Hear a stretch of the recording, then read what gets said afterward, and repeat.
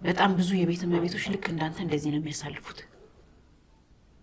እኔ 3 ዓመት ሙሉ ከግድግዳ ጋር ተፋጥጬ ሳሳልፍ እንደ ግዴታ ቆጥረ አንድ ቀን እንኳን ሳታዝንልኝ አንተ 2 ቀን 3 ቀን ቤት ስለተቀመጥክ ደበረክ? የኖርኳትን ህይወትማ እያንዳንዱን እንድታጣጥመው ስለማደርግ ጨካኝ ቢሆን ብዙም አይገርምልክ። ዳናይት ጨካኝ መሆን አትችይም። አሁን እልሁ ንዴቱም ስለያዘች ነው እንጂ ጨካኝ መሆን አትችይም። አረ ፈርሳሚ ልጃችንን ገለህ ከዚህ በኋላ መውለድ እንዳልችል አድርገኸኝ ዝም ብሎ ንዴትና እልህ ነው ስትል ትንሽ አታፍረም?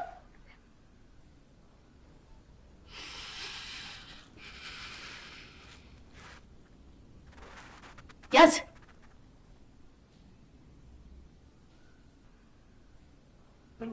በጣም ይጣፍጥ ወሰር ከለቃሚ ይሆናላ።